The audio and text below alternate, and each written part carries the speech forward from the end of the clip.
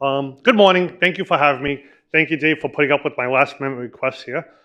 My name is Paul Actis. I'm from Summit Healthcare. I manage the R&D staff there. So what is Summit Healthcare? We've been established since 1999, privately held, about 17 years in business. Our singular focus is on healthcare. Even though our products are vendor agnostic, in the market vendor agnostic, we really want to focus on the patient there.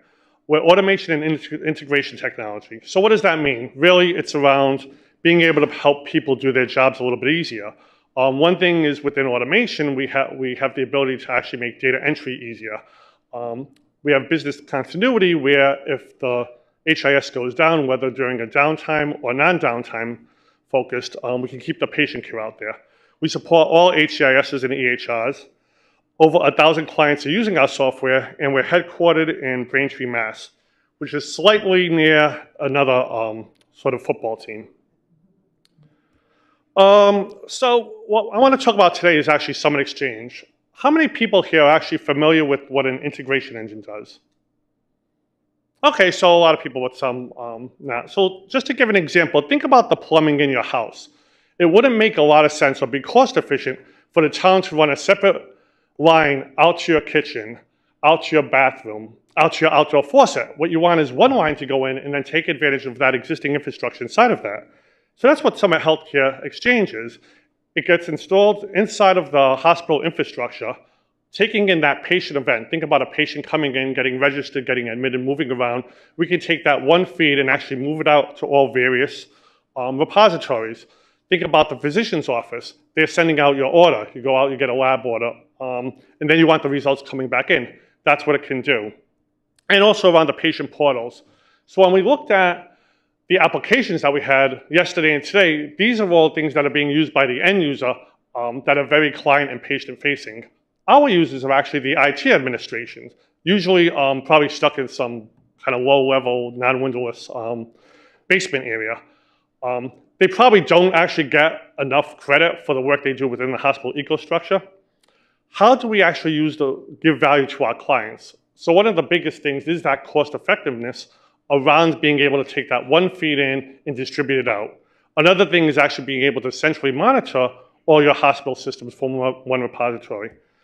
We also have our own HISP, which actually allows us to help our clients attain meaningful use in a couple of different ways. One is around the ability to actually get direct messaging around the health information exchange objectives and also the immunization interfaces around the public health reporting. Summit Exchange has also been ONC certified for the 2015 edition, which again gives our clients peace of mind around the ability that once that patient event happens and gets out of the EHR, it can come within our interface engine and then go back out to an EMR, and it's all secure there. We've also been at the IHE Connectathon and participated there for the last 3 years, again giving our clients that confidence that they're able to have value in our IHE standards. The next couple of slides, I wanted to just review a use case around this. What's a real life scenario of how this would actually work, integrating an HL7 hospital or HIS with a FHIR instance. So we take the example of Lakes Hospital, which is just a small community hospital in Cambridge, doesn't have a lot of money. My DOS Health is an HIS system that was implemented at Lakes for 20 years ago. Nice system. Its only issue is it can only integrate with HL7 too. And then My Healthy Heart, which is actually a new cardiac monitoring tool, which helps with the early detection of heart problems. Lake has just obtained this with a public grant. And then Summit Exchange, which has been Lake's integration engine for the last 7 years. So one thing I do want to point out is I think as we're going through a lot of these FHIR exercises and talks, HL7.2 is probably not going to go away, at least not in my healthcare lifetime, probably not in a lot of people's lifetime. And that's not a bad thing. The HL7 committee has done a great job with it. There's a lot of intellectual property around HL7.2. There's a lot of infrastructure and a lot of cost around it. And frankly, it actually works, and it works really well. So our challenge is how can we take that existing infrastructure with HL7.2 and actually be able to integrate that with these new protocols in FHIR specifically. Lastly, we have Anthony or Tony from Chelsea who is going to be our patient in this instance. And looking at a lot of the people here who seem to be from Boston, I hope this isn't actually one of them. So we take a look at the event happened about a month ago. There was a small football game. And at 7:44 p.m. at night, Anthony starts experiencing chest pains. Certain events cause this. Anthony's mother, Maria, has seen this before and immediately starts taking him to the hospital. At 8:51 p.m., Anthony is admitted to Lake's Hospital. So this is where the first patient event occurs. The MyDAS Health sends out an HL7-AO1 admission event through Summit Exchange. What Summit Exchange will do is we'll take that format, convert that to a FHIR resource, and send it out to the My Healthy Heart repository, notifying them that a patient is on its way. Bless you. At 9:53, the patient is actually increasing heart anxiety. He's not doing too well right now. There's certain reasons for that. Now that he's been hooked up to My Healthy Heart, they send out a FHIR message, observation resource to Summit Exchange. Summit Exchange will take that FHIR resource and convert that back to an HL7 ORU message and update the patient's chart in MyDAS.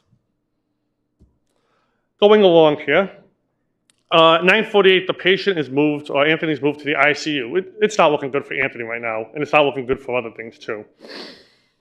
The MyDAS sends out an HL7-AL2, patient is being moved, transfer message through Summit Exchange, and again, converting that to a FHIR resource, an encounter resource, and sending that out to My Healthy Heart. Finally, at about 10:06, Anthony's vitals begin to normalize. My Healthy Heart sends out a FHIR message observation resource to Summit Exchange, and then that will get converted back to another ORU to the MyDAS to update the chart. Finally, at 10:42, Anthony's vitals have stabilized and he's been moved out of the ICU. MyDAS will send another HL7 transfer notice through Summit Exchange and then converting that to the FHIR message, the encounter resource, out to My Healthy Heart. Finally, 2 days have passed. Anthony's doing much better and he's finally discharged from Lake's Hospital. MyDAS will send out an HL7-AO3, a discharge note, to Summit Exchange, converting that to, again, another FHIR resource, and sending it out to My Healthy Heart repository, closing out the patient record. So this is an example here where you can actually get the two systems to work together and work together pretty well without having to expend additional resources from your current HIS system. So finally, I just want to go through a short demo here of Summit Exchange. Get the video. And first, this is the console that the IT administration will look at. On the left-hand side, we have our deployments, and those are small agents that run within the hospital server. There can be many deployments per server, and you can actually monitor many servers from this one console. On the right-hand side here, we can actually see the message routing. This is actually from a specific, one of our specific hospitals we have, not New Hampshire Regional, the name has been changed. But we can actually see that message gets routed a lot of times out of there. If you had to think about the value there, if you had to get point-to-points from that, that would be a much greater cost.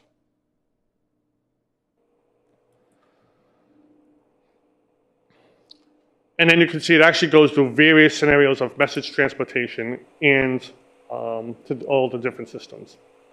So now if we want to take a look specifically at the Lakes Regional one from our example, we can see the MyDAS Health has an initial system. That connection is a simple TCP/IP HL7 connection. From that, what we can do is we can actually see all the different connections we can make off of that. And we can see all the various, what we call receivers here, that can be set up. We also have the ability to actually take a look at the history here. And this is important too, because again, with HIPAA compliance, even though our end user is the IT administrator and not, let's say, a registration clerk or a nursing station, there's still patient data that's being viewed here that needs to be captured and also needs to be audited. And that's what we can see here. We can also go back. We could also revert back to any changes that have been made, just in case any mistakes have been made. There's also what you want to have here from a message engine is the ability to actually do alerts, being able to look at messages in the backlog, disconnected access. All those can actually be set on the individual components. Secondly, once that message has actually got into the My DAS Health, it needs to be converted out into a FHIR resource. That goes through what we call our Summer Apex mapper. I think that's going to be brought up in a second here. Here we go. So the mapper is really that transformational tool for Summit Exchange. What can happen is it will actually take, the left-hand side is the toolbox, and we can see here we actually have a command that actually says convert an HL7 message to a FHIR resource or a FHIR message. You can do pretty much anything you want in here. You can do crosswalk tables, SQL lookups, any sort of string manipulation that needs to happen. You can go from HL7 to FHIR or XML or back again, both ways.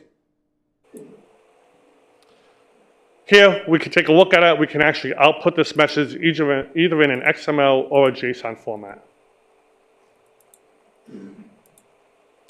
On the top here, we have what we can do is we can bring in a sample HL7.2 message, and what this is very nice, we can actually build our commands from that. And actually makes it easy to test. On the bottom here, we have our workflow browser, which actually runs the commands. Here we can actually say that we don't want it. We can actually filter off of these commands.